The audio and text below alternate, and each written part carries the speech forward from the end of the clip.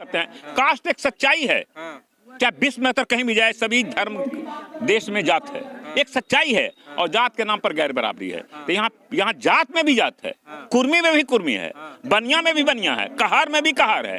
तो इतना पार्टीशन बांध जो कर दिया है, इसको कहीं ना कहीं गोलबंद करके एक प्लेटफॉर्म पर लाना होगा, है ना।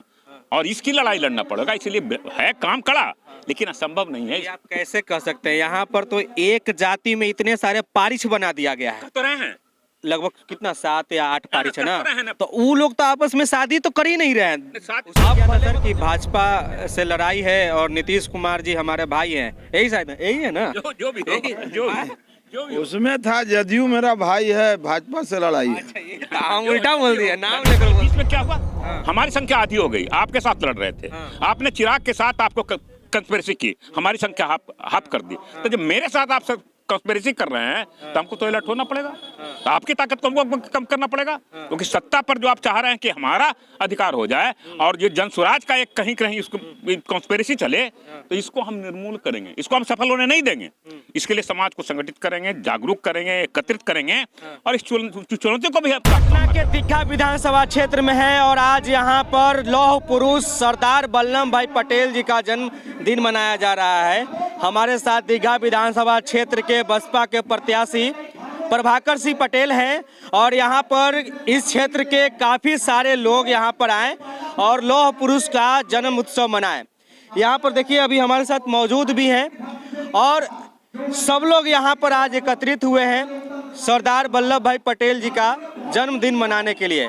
सर से बातचीत करेंगे, यहाँ के लोगों से भी बातचीत करेंगे और ये दीघा विधानसभा क्षेत्र का ये रामनगरी क्षेत्र है। सर सबसे पहले बहुत बहुत स्वागत है। आपका भी स्वागत है। आज लौह पुरुष सरदार वल्लभ भाई पटेल जी का जयंती मनाने के लिए आप लोग यहाँ पर एकत्रित हुए हैं। जी हाँ, पटेल समाज के लोग यहाँ पर एकत्रित हुए हैं सरदार वल्लभ भाई पटेल की जयंती मनाने के लिए और एकजुटता का परिचय देने के लिए, समाज में कुरीतियों को दूर करने के लिए, और उसी के तहत इसका आयोजन किया गया है। आपका क्या नाम हुआ सर? मेरा नाम डॉक्टर वीरेश है। अच्छा, क्या कुछ कहना चाहेंगे, आज सब लोग यहाँ पर एकत्रित हुए इस मुद्दे को लेकर? एक्चुअली सरदार पटेल को हम लोग याद करते हैं इसीलिए कि हमारे पूर्वज हैं वो, और पूर्वज तो हमारे हैं तो उनको जिंदा रखना हमारा काम है। और जहाँ सरदार पटेल की बात है तो भारतीय राजनीति का जो स्वतंत्रता आंदोलन की बात की जाती है या उसके बाद आज़ादी की पीरियड में समाज को में देश को एकीकरण की बात आती है तो उनका नाम एक नंबर पर आता है ना। और सारा देश मानता है कि वो एक ऐसे अद्वितीय महापुरुष थे जिन्होंने इतना बड़ा देश हम लोग को सौंप कर गया है। तो इस जब सौंप कर गए हैं तो इनको चलाना, इनको व्यवस्थित रखना ये हमारा दायित्व बनता है कि हमारे पुरखे हैं तो हमारा दायित्व भी है। तो ये एक चैलेंज था पहले की आज़ादी, और आज का चैलेंज है कि सामाजिक डिस्पैरिटी है, सवर्ण और पिछले जातों में जो डिस्पैरिटी है, आर्थिक सामाजिक उन्नति है, उसको हम गैप कैसे करें, ये हमारी चुनौती है। तो उस संदर्भ में हम आज के दिन याद करते हैं कि क्या कुछ कर सकते हैं, समाज को कैसे संगठित करते हैं और सामाजिक गैर बराबरी को और असमानता को दूर करने के लिए हम क्या कुछ कर सकते हैं। यानी कि आपका कहने का मतलब है कि उस समय हमारा जो देश था खंडित था, जिसको अखंड करने का काम किए लौह पुरुष सरदार वल्लभ भाई पटेल, लेकिन अब जो हमारा भारत का समाज जो है अब अखंडित है, अब समाज को जोड़ने का काम करना है। जी बिल्कुल बिल्कुल बिल्कुल बिल्कुल। इसका पीड़ा कौन उठाएगा? पीड़ा समाज उठाएगा, हम लोग उठाएंगे। हम लोग उठाएंगे। जैसे कि आपको जब आज़ादी के बाद देखे तो वामपंथी आंदोलन आया, समाजवादी आंदोलन आया, उसके बाद सामाजिक न्याय आंदोलन, कर्पूरी जी का आरक्षण आंदोलन आया, मंडल आंदोलन आया। तो एक क्रमिक प्रक्रिया है। उसके बाद आज 30 वर्षों से बिहार में दलित पिछड़ों का शासन है। अभी शासन को डिस्टर्ब करने का एक प्रयास किया जा रहा है। क्या प्रयास किया जा रहा है? ये कर रहा है कि जैसे कल तक आप कहते थे कि नीतीश कुमार मुख्यमंत्री होंगे, आज अमित शाह कह रहे हैं कि इसका निर्णय आपको चुनाव के बाद होगा। अच्छा, इसका अर्थ है इसके पहले 20 में क्या हुआ, हमारी संख्या आधी हो गई, आपके साथ लड़ रहे थे, आपने चिराग के साथ आपको कंस्पिरेसी की, हमारी संख्या हाफ कर दी। तो जब मेरे साथ आप सब कंस्पिरेसी कर रहे हैं तो हमको तो अलर्ट होना पड़ेगा, तो आपकी ताकत को हमको कम करना पड़ेगा, क्योंकि सत्ता पर जो आप चाह रहे हैं कि हमारा अधिकार हो जाए और ये जनसुराज का एक कहीं कहीं इसको कंस्पिरेसी चले, तो इसको हम निर्मूल करेंगे, इसको हम सफल होने नहीं देंगे। इसके लिए समाज को संगठित करेंगे, जागरूक करेंगे, एकत्रित करेंगे और इस चुनौतियों को भी हम सामना करेंगे। तो ये हमारा संकल्प है, उसके लाइट पे हम लोग काम कर रहे हैं।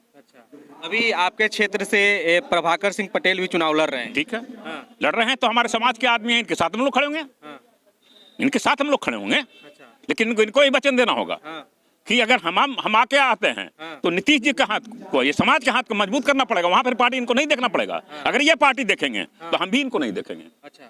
सीधी सी बात है कि दलित पिछड़ों का जो कहीं ना कहीं चैलेंज है, उस चैलेंज के साथ आपको काम करना पड़ेगा। बिल्कुल। अभी इनका एक पेम्पलेट था, उस पर भी एक इनका स्लोगन लिखा हुआ था। उसमें क्या था सर कि भाजपा से लड़ाई है और नीतीश कुमार जी हमारे भाई हैं, यही शायद यही है ना? जो भी उसमें था जदयू मेरा भाई है, भाजपा से लड़ाई है। हम उल्टा बोल दिया, नाम लेकर बोल दिया। जदयू मतलब कि बृहत्तर दलित पेशा समाज, बहुजन समाज, है ना, ये है परसेप्शन, ये परसेप्शन है। उसमें कोई एक जाति मामला नहीं, जाति के अंदर सब जातियां हैं। सर आप जाइए, हम इन लोगों से बातचीत करते हैं। सर का काम है, इसलिए अभी जो उधर जा रहे हैं, क्योंकि यहाँ पर बहुत सारे लोग आए हुए हैं, तो सबसे मिलना भी है, सबके बातों को भी सुनना है। हाँ, क्या बोल रहे हैं? ये सब चुनौतियां हैं कि यहाँ क्या क्या है। आपको देखिए कास्ट सिस्टम दिखेगा तो कास्ट की बात करते हैं। कास्ट एक सच्चाई है, चाहे विश्व में कहीं भी जाए, सभी धर्म देश में जात है, एक सच्चाई है, और जात के नाम पर गैर बराबरी है। तो यहाँ जात में भी जात है, कुर्मी में भी कुर्मी है, बनिया में भी बनिया है, कहार में भी कहार है। तो इतना पार्टीशन बांध जो कर दिया है, इसको कहीं ना कहीं गोलबंद करके एक प्लेटफॉर्म पर लाना होगा, है ना, और इसकी लड़ाई लड़ना पड़ेगा। इसलिए है काम कड़ा, लेकिन असंभव नहीं है। आप कैसे कह सकते हैं? यहाँ पर तो एक जाति में इतने सारे पारिश बना दिया गया है। तो रहे हैं लगभग कितना 7 या 8 पारिश है ना, तो वो लोग तो आपस में शादी तो कर ही नहीं रहे हैं। अब भले मतलब जागरूक हो रहे हैं। नीतीश कुमार जी का भी जो है एक बड़ा योग इसमें की बात करें, इसको जोड़ के देखिएगा तो अब कोई भी ऐसा पढ़ा लिखा समाज, पढ़ा लिखी माने किसी भी समाज में पढ़ा लिखा परिवार नहीं बचा है जिसमें अंतर जातीय, अंतर राज्यीय, अंतर धार्मिक शादी नहीं हो पाया। इसलिए शादी सिर्फ मामला शिक्षित है नहीं, ये शिक्षित है, शहर में हो रहा है, लेकिन गांव के लोग देखिए, गांव के लोग भी शिक्षित हैं। वो ट्रेडिशन टूट गया है। अब पहले उसका विरोध होता था, आज उसका विरोध नहीं हो रहा। लेकिन यही मामला एक नहीं है। अगर जात तोड़ के भी शादी कर लेते हैं तो बिना जात में आपको गिनती हो जाती है, वो टूटता नहीं है। तो इस चीज को जब वाइडर जब परसेप्शन बनाएंगे कि दलित पिछड़ों का एक जमात बने, राजनीतिक तौर पर ही सही, लेकिन बननी चाहिए। और शादी ब्याह तो हो रहा है, होगा, लेकिन इससे जमात तो नहीं बनेगा। लेकिन एक बात है सर, यहाँ पर तो जाति 2 ही चीज का है, महिला और पुरुष 2 ही जाति है ना। वो भी एक फैक्टर है। वो भी एक फैक्टर है। उस मामले में सब जो जितने पुरुष सत्तात्मक समाज में, चाहे जाति भी कोई हो, पुरुष शासक है, महिला शासित है, ये विश्व में है, तो अलग है, वो अलग क्लास है। पुरुष महिला का सत्तात्मक समाज अलग है, और जाति के अंदर जाति अलग समाज है, और फिर दलित पिछड़ा और ये समाज अगला पिछड़ा का समाज, ये अलग समाज है। तो बहुत सारी चुनौतियां हैं, सबको कहीं ना कहीं इसमें उसको लड़ना पड़ेगा। धीरे धीरे वो सॉल्व होगा, धीरे सॉल्व हो जाएगा, धीरे सॉल्व होगा। यहाँ पर तो लग रहा है कि धीरे धीरे और बढ़ते ही जा रहा है। केट भी होगा और सॉल्व भी होगा। जैसे कि आपको बिहार में देखे, बिहार में जाति की बात करते हैं, इसीलिए बात करते हैं कि आजादी के बाद यहाँ वामपंथी आंदोलन आजादी के बाद ही वामपंथी आंदोलन, समाजवादी आंदोलन चला, जो कि जातीय वो एक किया, दूसरे राज्यों में शुरू भी नहीं हुआ। तो हम इस मामले में बहुत आगे बढ़ गए हैं, और जब हम उसको काट लेंगे तो दूसरे राज्यों में ये शुरू होगा, इसमें कहीं दो बात नहीं है, लेकिन ये होगा लड़ाई। चलिए, बाकी आपको क्या कुछ करना है, आप अपना राय विचार जरूर दीजिएगा। आप देख रहे थे CK TV इंडिया। नमस्कार, जय हिंद।